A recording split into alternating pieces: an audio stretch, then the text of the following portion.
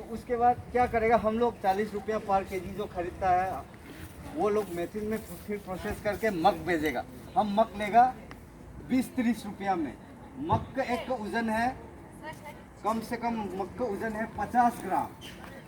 तो कितना प्रॉफिट कर लिया, 1 केजी में मैंने बेच दिया दाना बना के, कितना में पकड़ लो, 40 में नहीं, 60 रुपीज़ में बिक दिया। ये 60 रुपीज़ पर केजी में बिक दिया।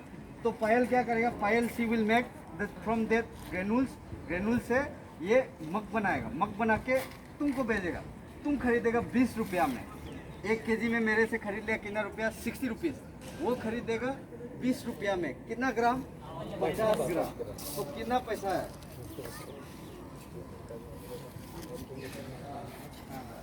Thank you.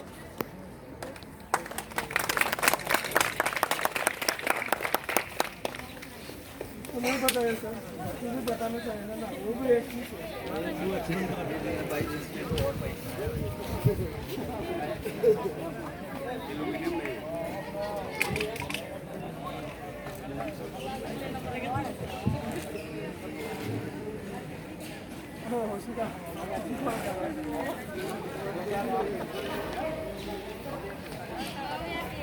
Masih deh.